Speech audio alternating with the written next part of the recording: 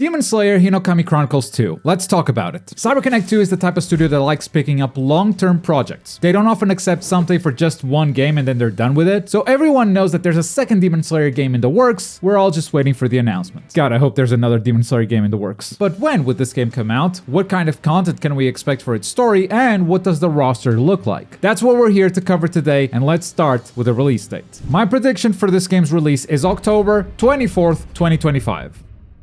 What, you want to know why? First, I tried to figure out how long it took them to make the first game. In October of 2019, Matsuyama said in a video that they were already working on Demon Slayer. He didn't say Demon Slayer, but we now know that's what he meant. And that makes sense considering that the anime started airing in April of 2019. The game was released in October of 2021, so development took at least 3.5 years. I'm gonna round it up and say this took 4 years of development. If we add 4 years to the release of Demon Slayer in 2021, we get October 2025. But that's not the only reason. Season 4, the training arc, still has no release date, but analyzing how fast these seasons are coming out, fans are predicting that the training arc will start airing in June 2025. And that is almost exactly 4 years after the Mugen Train movie came out in June 2021. And the game's release seemed to ride some of that hype later that year, so their plan might be similar this time around. Release a new arc in June of 2025 and ride the hype wave later in October of that same year by releasing the second game. So yeah, that's why I think it's October 2025. Actually, the month isn't that important. Holiday 2025 is more of the real prediction here. But why not just shoot your shot? October 24th, 2025. Locked. There is, however, a second date that I have to predict in case they decide to make the training arc a movie, just like they did with Mugen Train. If that is the case, the movie would most likely come out next year in June 2024 instead of June 2025. And that would move everything up a year, putting the sequel in October of 2024. Now, personally, I don't think the training arc is movie material, but neither was the first episode of Swordsmith Village, and that didn't stop them. But that said, what is this game? What can we expect from its story and its roster? Let's get into it. This part of the video is pure speculation. Actually, the rest of it is also speculation now that I think of it. But here's how I envision the story mode of Hinokami Chronicles 2 going. Chapter 1, a recap/tutorial. You're introduced to the game's basics while recapping Season 1 and teaching you the basic mechanics of the game. So it starts with some slideshows and transitions into Hinokami Tanjiro versus Rui. Then we recap the Mugen Train, and you fight against Enmu as Wada Tanjiro, and finally, you fight against Akaza as Rengoku. So you've got 3 fights in total with 3 different characters, so you can try out the different movesets and learn something new on every fight. After that's done, we move on to Chapter 2, Entertainment District. This would be the first big chapter of story mode. The whole Season 2 takes place in the Entertainment District, so we can use that full place as a free roaming hub. Take the free roaming from the first game, but instead of traveling through all of these small different areas, the whole thing takes place in a bigger hub, the Entertainment District, something that is not so linear. And we can populate it with side quests and also include some minigames where our characters are disguised and trying not to get caught as they gather info on what's really going on underneath the surface. And then all hell breaks loose and you have a series of fights and cutscenes following the same order that you see on the show. A special note on 2 of these battles. First, Daki Sasha's would be a story mode event. Daki Sasha's would not be a playable character, but something that the first game does really well is give you story mode only boss fights. I love that. And also Tengen versus Gyutaro with Daki, a team of demons against a single Slayer.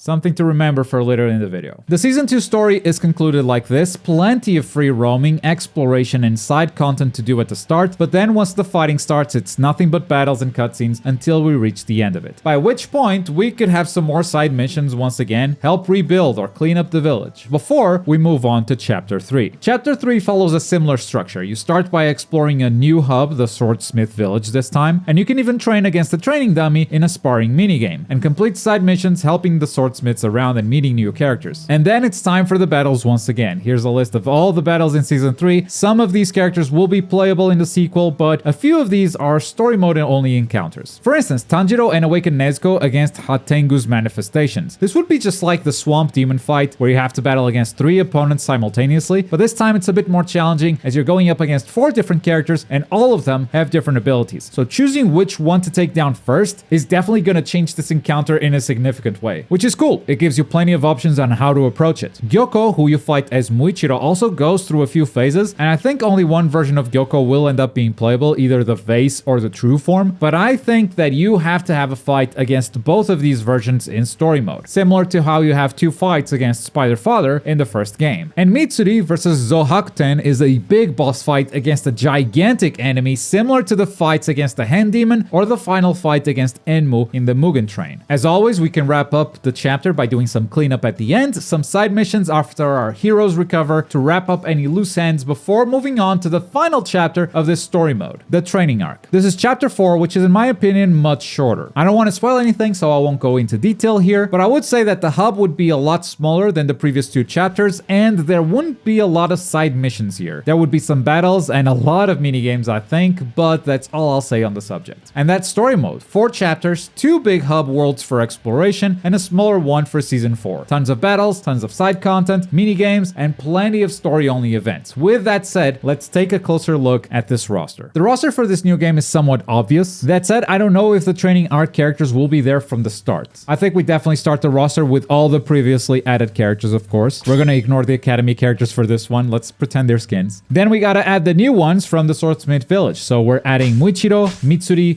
Genya as Slayers, and we're gonna add Hatengu as well as Gyoko as demons. Now, 5 characters may not sound like much. After all, this game already had 24 characters, so 5 feels like a drop in a bucket. And you probably want to see some characters from the training arc as well. Now, I do think that those would be DLC. Whether it's free DLC like last time or paid DLC, I think Aniplex is actually going to be a lot smarter this time with their post-launch content. I don't think they believe this game would last for as long as it did, so I think this time they are gonna make a plan for a longer time support. I think they definitely expected to drop it immediately after Tengen, but seeing how much interest there was, they changed their plans last minute and released a full season of DLC, plus the late patch before Season 3 started. I think this time all of that would be pre-planned before the game's release. And that may get some of you upset, but consider 2 things. 1, I don't make the game, this is just my opinion. And 2, I would also be upset if 5 new characters were all that happens and nothing else. But I think we're getting more stuff. And you didn't let me finish. Whenever there's a sequel, there's usually a big change to the gameplay systems itself. And the first big change I think we could see is one that I've mentioned before. Demons can play as a team, but lose their 2 demon skills, and Slayers can play solo, but they gain 2 new skills. This means that you didn't just get 5 new characters, all 24 characters that were already in the game either got new skills if they were Slayers, or they've been completely reworked to fit as a team. I mean, you can't have demons with projectiles and assists, that would be too much, which means you need to rework all the demons, all the movesets. I think part of what makes the Naruto Storm community so angry about sequels is that the game feels the same and they don't rework previous characters. The reason why they don't rework previous characters is because their roster has over 100 characters long. That's too much work. That's too big of a task. If you're working with a smaller roster like this, then that's something that you can consider into a budget. But I'm also not done with system changes yet. Another thing I'd love to see is surge transformations. Right now, when you go into a surge, characters get faster, they get stronger, their skills are free,